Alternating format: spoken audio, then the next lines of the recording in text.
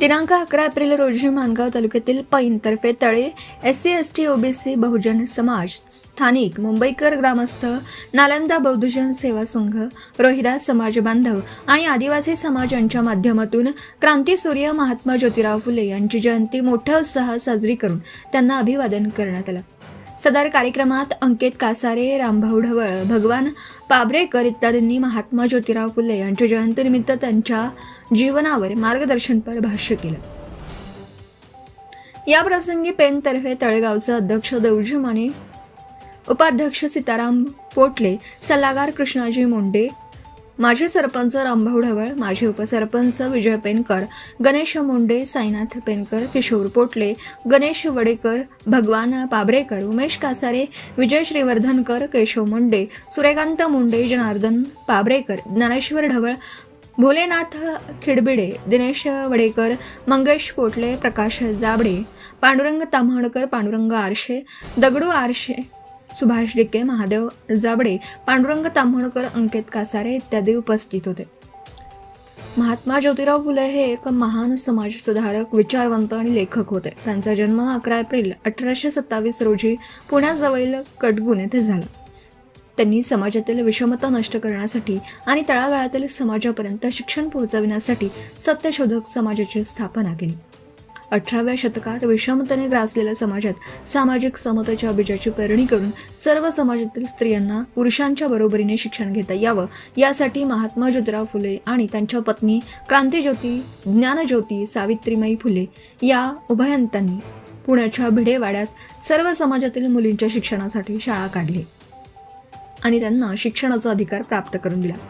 या कार्यात विषमतावाद्यांनी त्यांना खूप त्रास दिला। सावित्रीमाईंनी तर अक्षरशः शेणाचे गोळे आपल्या अंगावर झेलून ज्ञानदानाचं महान कार्य केलं।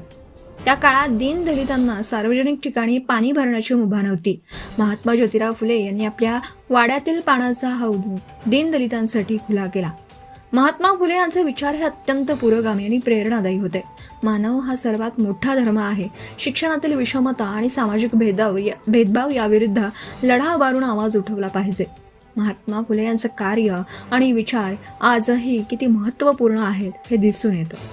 आपण राष्ट्रपिता महात्मा ज्योतिराव फुले यांची 199वी जयंती उत्साहात साजरी करत आहोत। छोट्याशा मेसेजच्या ह्याच्यावर आपण सर्वांनी मीटिंग पण होती आणि त्याबरोबर आपण सर्वांनी मी जे आपल्याला सांगितलं, कळीत केलं, त्या संदर्भात आपण सर्वांनी जो पाठिंबा दिला आणि सहकार्य दाखवलं, तर त्याबद्दल सर्व गावकऱ्यांचं, श्रेष्ठांचं मी पहिले आभार व्यक्त करतो आणि राष्ट्रपिता ज्योतिराव फुले यांच्या जयंतीच्या तुम्हा सर्वांना क्रांतिकारी शुभेच्छा देतो। सर्वप्रथम बंधूंनो, आज ज्योतिराव फुले यांची जयंती आपण महापुरुषांच्या जयंत्या पुण्यरित्या का साजरा करायचा, मी जास्त वेळ घेणार नाही, थोडक्यातच बोलेन। का साजरा करायच्या तर बंधूंनो, जे जे महापुरुष आपले होऊन गेले त्यांनी आपल्याला ब्राह्मणवादी, मनुवादी व्यवस्थेच्या जोखडातून मुक्त करण्यासाठी आपली हयात कुर्बान केली, आपलं आयुष्य अर्पण केलं। त्या महापुरुषांच्या जयंत्या आणि पुण्यतिथी आपण का साजरा कराव्यात हा एक प्रश्न आहे। आपण छत्रपती शिवाजी महाराजांची जयंती साजरी करतो, बाबासाहेब आंबेडकरांची जयंती साजरी करतो, राष्ट्रपिता ज्योतिराव फुले यांची जयंती साजरी करतो। तर बंधूंनो, त्यांचे विचार आहेत, त्यांनी ते आपल्याला आपण का म्हणतो की त्यांनी जो आपला समाज होता, जो अधिकार वंचित समाज होता, त्या अधिकार वंचित समाजाला जागृत करून अधिकार मिळवण्यासाठी प्रवृत्त केलं, स्वतःच्या पायावर उभं राहायला शिकवलं। तर ह्या महामानवांनी हे काम केलं आणि त्यांचे विचार पुढे नेण्यासाठी आपण सर्वांनी त्यांचे विचार तळागाळातील लोकांपर्यंत पोहोचले पाहिजेत। आता शिकलेली पिढी आहे, त्यांनी पण ह्या गोष्टी आत्मसात करून लोकांना सांगणं गरजेचं आहे। मी थोडक्यात सांगतो, राष्ट्रपिता ज्योतिराव फुले यांनी, आपल्याला माहिती आहे, तर 1 जानेवारी 1848ला मुलींची पहिली शाळा काढली। तर याने मुलगी काय म्हणतात, मुली आहे दोन्ही कुटुंबाचा उद्धार करते। ज्या वेळेला मुलगी शिकते आणि आपली प्रगती करते, तर आपलं माहेरचं आणि आपल्या सासरचं दोन्ही कुळाचं नाव रोशन करते, उज्ज्वल करते। त्या Subscribe now and press the bell icon. Never miss an update.